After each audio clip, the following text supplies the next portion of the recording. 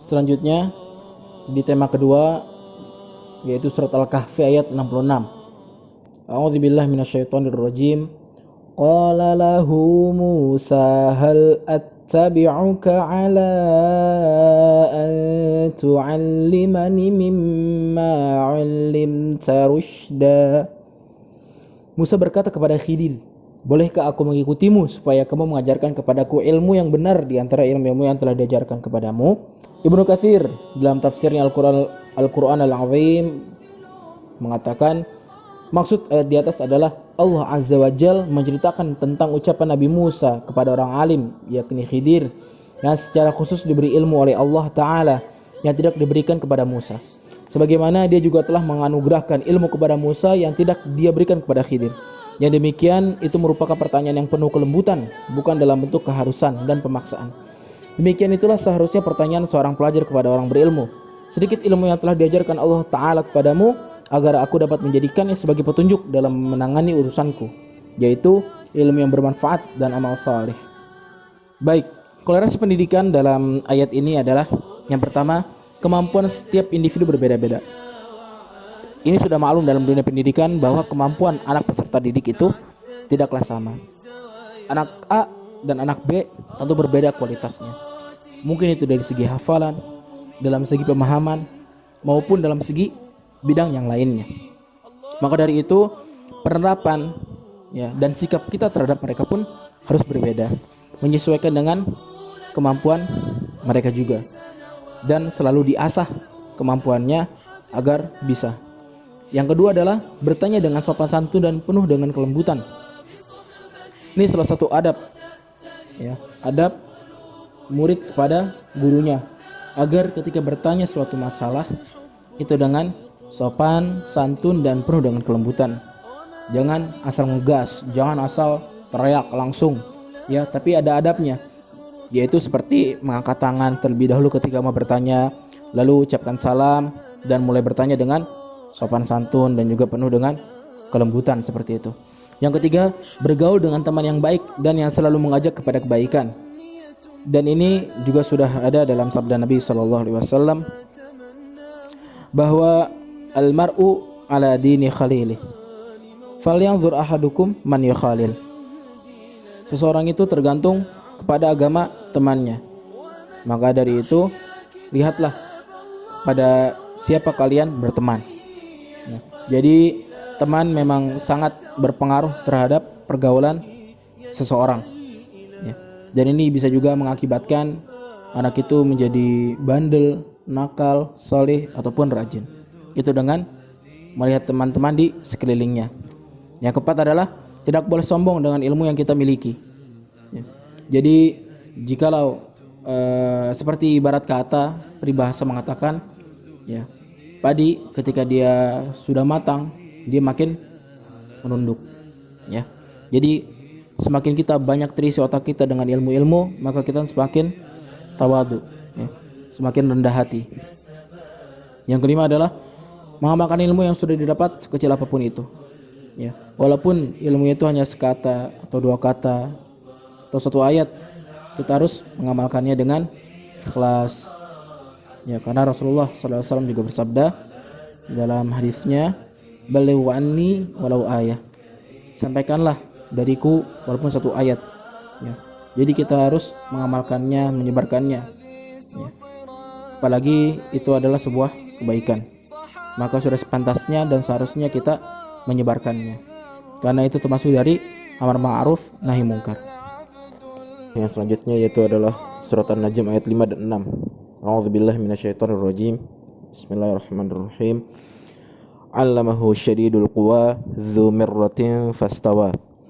Yang artinya yang diajarkan kepadanya oleh Jibril yang sangat kuat, yang mempunyai akal yang cerdas, dan Jibril itu menampakkan diri dengan rupa yang asri. Tafsir pada ayat ini adalah Allah Ta'ala berfirman seraya memberitahukan tentang hamba dan Rasulnya Muhammad SAW bahwa beliau telah diberi pelajaran yang ia bawa kepada umat manusia oleh makhluk yang sangat kuat, yaitu Jibril alaihissalam, yang mempunyai kekuatan dengan menampakkan wujud aslinya kepada Rasulullah SAW, yang mana dalam hadis sahih dari jalur Aisyah Ummul Mukminin berkata, awwalu ma budiya bihi Rasulullah sallallahu alaihi wasallam minal wahyi ru'ya salihah fin naum. Jadi yang pertama kali datang wahyu pada Rasulullah SAW itu seperti ru'ya salihah fin naum, yaitu seperti mimpi ya dalam tidur. Fakana la yara ru'ya illa ja'at mithla falakis subh. Ya. Jadi Rasulullah tidak pernah melihat suatu mimpi kecuali mimpi itu seperti falakis subh. Thumma hubbiba ilaihi al-khala wa kana yakhlu bi ghari Hira fa yatahanathu fihi. Nah, setelah itu Rasulullah seperti suka sekali ya betapa di gua Hira, fa yatahannath ya au yata'abbad, itu ta'abbud yaitu beribadah di gua Hira. Al-layali dzawatil adat, ya beberapa malam ya bisa dihitung lah harinya. Thumma yarji' ila Khadijah wa yatazawwadu lidzalik. Jadi Rasulullah membekali dirinya sendiri dengan perbekalan selama beberapa hari dia beribadah ke Gua Hira. Thumma yarji' ila Khadijah fa yatazawwadu limithliha. Ya. Dan ketika perbekalan habis, Rasulullah balik lagi ke Khadijah dan persiapan untuk ta'abbud di Gua Hira. Hatta ja'ahul haq wa huwa fi ghari Hira, sampai akhirnya datang suatu yang hak, suatu kebenaran ketika Rasulullah SAW di Gua Hira. Faja'ahul malak faqal, dan datanglah malaikat yaitu malaikat Jibril dan berkata, Iqra, bacalah. Qala ma ana biqari, Rasulullah menjawab, aku tidak bisa membaca. Qala fa akhadhani faqatani hatta balagha minil jahd, akhirnya dia mengambilku dan memelukku sampai dadanya terasa sesak ya. Tsumma arsalani faqal, lalu melepasnya. Iqra, ya Jibril berkata lagi, Iqra. Qultu ma ana biqari'in, ya, Rasulullah menjawab, aku tidak bisa membaca. Fa akhadhani faqattani tsaniyah hatta balagha minil jahd. Jadi sama seperti yang pertama, Rasulullah dipeluk oleh Jibril sampai dia sesak ya, kesulitan bernafas. Tsumma arsalani faqal, kemudian melepasnya dan Jibril berkata yang ketiga kalinya, Iqra. Faqultu, dan Rasulullah menjawab untuk ketiga kalinya, ma ana biqari'in, saya tidak bisa membaca. Fa akhadhani faqattani tsalitsah tsumma arsalani faqal. Ya, akhirnya yang ketiga kalinya Jibril sama seperti yang sebelum-sebelumnya memeluk Rasulullah sampai Rasulullah kesulitan bernafas, lalu melepasnya dan berkata, Iqra bismi rabbikal ladzi khalaq, khalaqal insana min 'alaq, Iqra wa rabbukal akram, alladzi 'allama bil qalam, 'allamal insana ma lam ya'lam. Ya, yaitu surat wahyu yang pertama kali turun, surat Al-Alaq ayat 1 sampai 5. Faraja'a biha Rasulullah sallallahu alaihi wasallam yarjufu fuaduh. Ya, karena Rasulullah SAW pulang dengan hati yang seperti ketakutan seperti itu. Fadakhala ala Khadijah bintu Khuwailid radhiyallahu anha faqal zammiluni. Akhirnya dia sudah masuk rumah Khadijah dan Rasulullah SAW bersabda, zammiluni, selimuti aku. Fazammaluhu hatta dhahaba anhu ar-ra'. Akhirnya Khadijah memberikan selimut kepada Rasulullah SAW sampai hilang ketakutannya. Ya, jadi seperti itu maksud ayat di atas ketika Jibril alaihissalam menampakkan wujud aslinya kepada Rasulullah SAW. Korelasi pendidikan di dalam ayat ini yang pertama adalah bersabar dalam proses pembelajaran. Jadi seorang penuntut ilmu, seorang talibul ilm, atasnya untuk selalu bersabar dalam proses mengambil ilmu. Apalagi ilmu yang diambil itu adalah bukan ilmu yang sembarangan, ilmu yang akan mengantar kita pada kebahagiaan akhirat, yaitu ilmu agama. Yang kedua adalah istiqomah dalam belajar. Ini adalah salah satu kunci kesuksesan seseorang. Bagaimana seseorang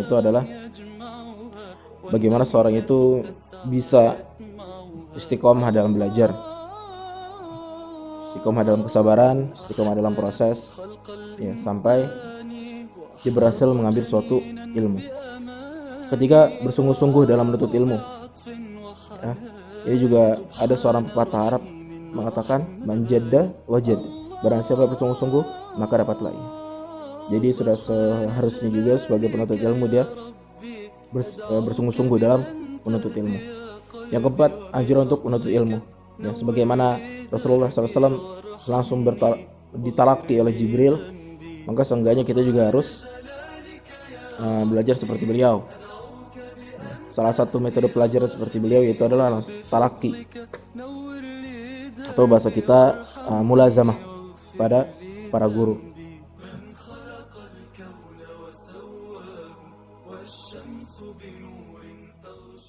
بك يا زمان اللهو أشكو غربتي إن كانت الشكوى تداوي مهجتي قلبي تساوره الهموم توجعان ويزيد همي إن خلوت بظلمتي